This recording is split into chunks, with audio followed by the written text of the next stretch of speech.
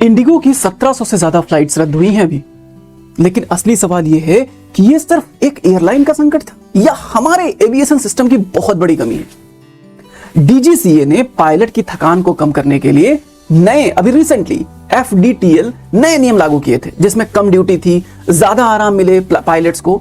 सही नियम थे, सुरक्षा भी बहुत जरूरी है। लेकिन क्या भारत जैसे बड़े देश में एक बड़ी एयरलाइंस जो लगभग 60% मार्केट को कंट्रोल करती है, इतने बड़े बदलाव के लिए रेडी थी? अगर नहीं तो यह चूक किसकी है?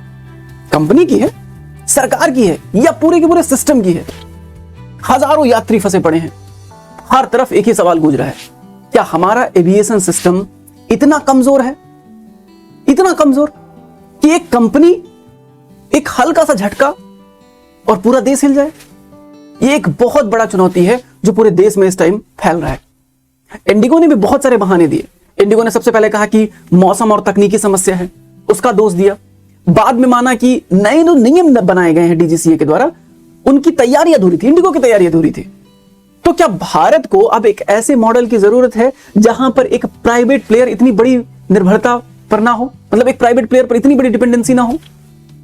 ये जो अभी इंडिगो की क्राइसिस चल रही है ना इस टाइम, ये सिर्फ इंडिगो की कहानी नहीं है, ये हमारे policy formation, human resource management और जो हमारे रेगुलेटर्स हैं उनकी क्षमता को एक आईना दिखा रहा है। भारत का एविएशन सेक्टर बहुत तेजी से आगे बढ़ रहा है, लेकिन proper planning, pilot training, crisis management अगर उतनी तेजी से नहीं आगे बढ़ रहे हैं तो इसको सुधारा नहीं जा सकता। हो सकता है अगला संकट किसी और दिन, किसी और एयरलाइंस के साथ हो।